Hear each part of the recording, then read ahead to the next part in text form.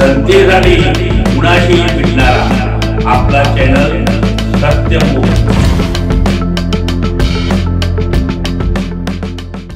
हातकणंगले परिसरात सत्तेत असताना अनेकांनी विविध घोषणा केल्या, अनेकांनी निधी मिळवला असं सांगितलं, पण वास्तवात जे काम केलं, जे निधी खऱ्या गरजू ठिकाणी नेमके लावले, त्यात मधुकर परीट यांचं योगदान निश्चितच उल्लेखनीय आहे।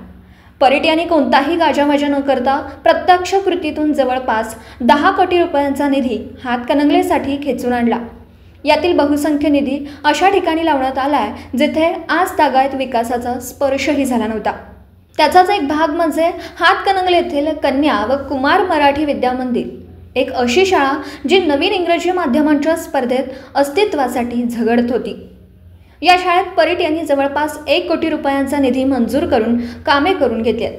यामध्ये शाळेच्या फरशी, सिलिंग, रस्त्याचं काँक्रिटीकरण, रंगकाम अशी पायाभूत कामं झाली।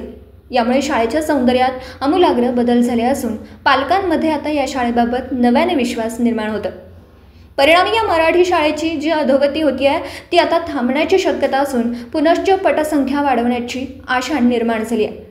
आज अनेकांनी निधीच्या नावाखाली श्रेय लाटण्याचा प्रयत्न केला, पण प्रत्यक्षात निधी मिळवणं आणि योग्य ठिकाणी लावणं ही खरी कसोटी असते, ती मधुकर परीट यांनी यशस्वीपणे पार पाडली। असे विकासाचे काम करणारे लोक राजकारणाच्या पलीकडे जाऊन जनहितासाठी काम करत असतात, त्यामुळे अशा कार्यकर्त्यांचा आदर राखून त्यांच्या कार्याची नोंद घेणं आपली जबाबदारी ठरते।